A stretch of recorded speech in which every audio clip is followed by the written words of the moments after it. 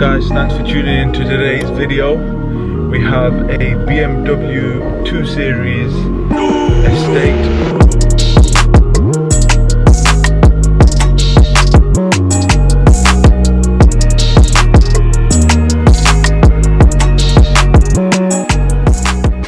2 Series Grand Coupe, whichever you prefer. I know you guys are probably thinking, what on earth is a 2 Series Estate? But it exists and we are reviewing it today. So guys, in today's video we're going to talk a bit about the performance, value for money, what it's like in general as a BMW, and whether I like it or not. Let's go. So guys, here we have it. This is a 2019 plate 2 Series Grand Coupe. Do not mind the pillow in the back, just thought I'd get a blue matching pillow. This is the 216D, so it's not the overly powerful version. However, it has the amazing tailgate, electronic tailgate. As you can see, we've got the button when it decides to focus, and then you've got the foldable seats at the back that you can basically pull up, but we're not going to try that now. Let me flip the camera so you guys can see me. Go. Yeah, so as you can see, this car is amazing because it's actually a 2 Series. You wouldn't think it's a 2 Series, however it is, because normally when you think of a 2 Series you just think, oh my god, this is just a flat car. In my head I had the fact that it was just a small coupe because that's what the 2 Series originally is. However, BMW have done very well to style this vehicle like this. It's obviously got the original style BMW blue.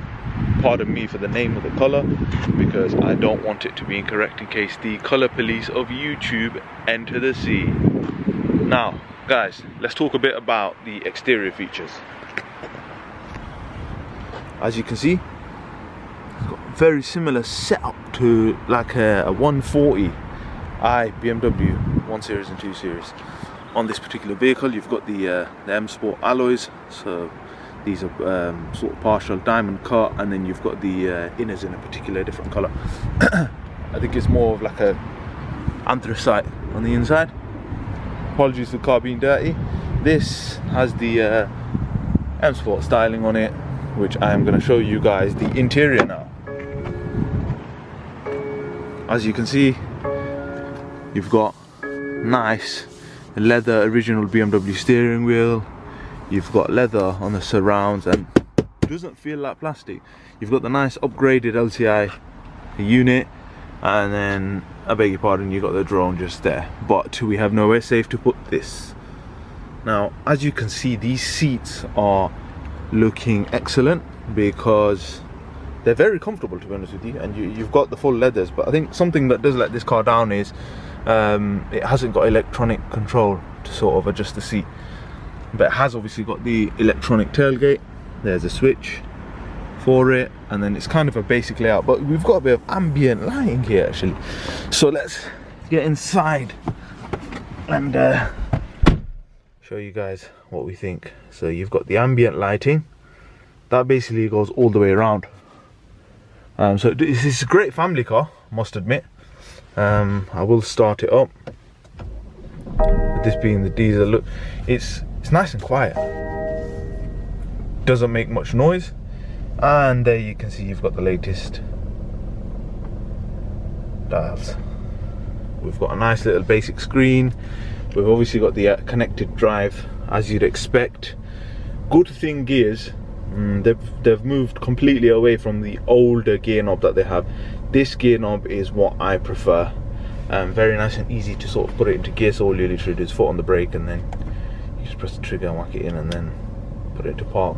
Climate control, bit hit and miss. Not gonna say it's the best thing, because with leather seats you'd expect this to have heated seats, but obviously as it's not the fully loaded version, I think I'm expecting too much. However, you've got your general settings. One thing I never understand is as to why BMW's climate control goes up to 28. The GTR goes up to 30. Come on BMW, sort it out. Then you've obviously got your CD entry points here, and then you've got sat nav. Guys, let's talk economy. This car is unbelievable on fuel. Now, if you can see here, I've got just over a quarter tank. So basically I've got what, I'm not sure what you want to class that as. However, I've stopped working in a rental, so I can't remember what that's classified as. This vehicle's obviously got 18,000 miles, as you can see. We've got 154 miles coming from that small amount of diesel. Now, 47.6 miles per gallon, pretty decent considering I've been starting and stopping. I've been accelerating slightly harsh.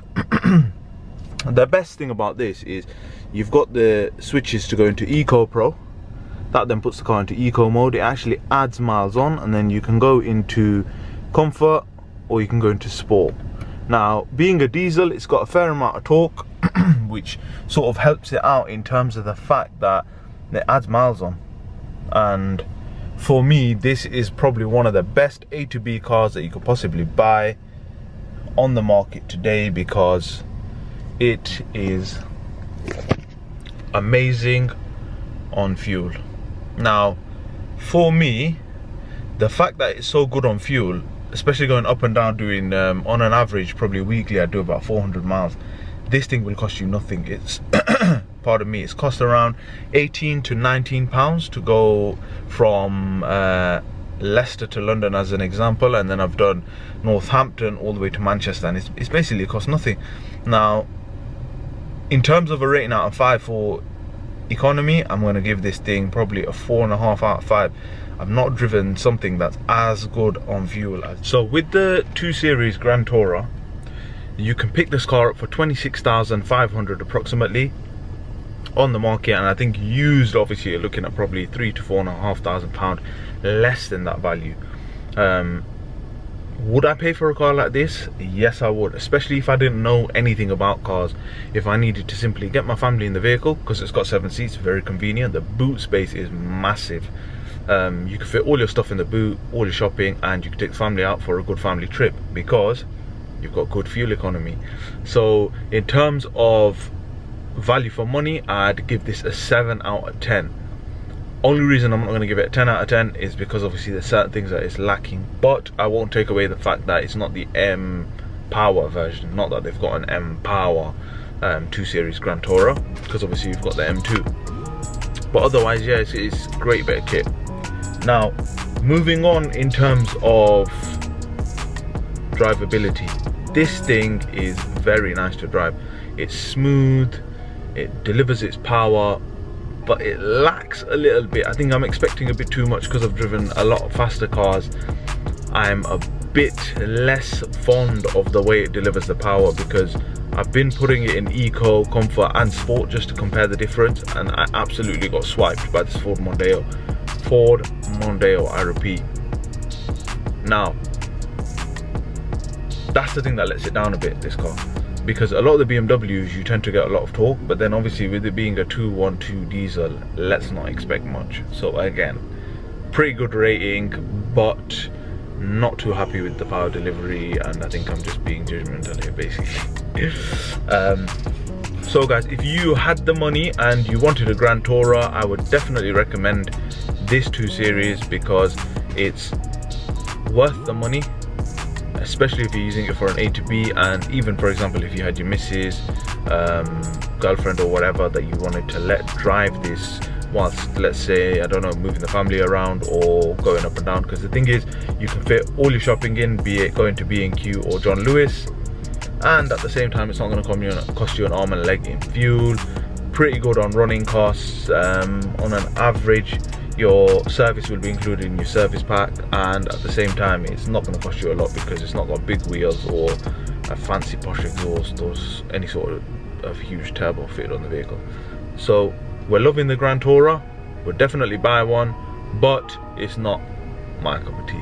So guys, thank you very much for watching. This is just literally a quick review. I thought I might as well whilst I've had it, just in case someone's looking for a family car, and it is probably one of the best family cars that you can get on the market as of to date. So make sure you hit that subscribe button, and thank you very much for watching. Peace out, because we've got some crazy content coming soon.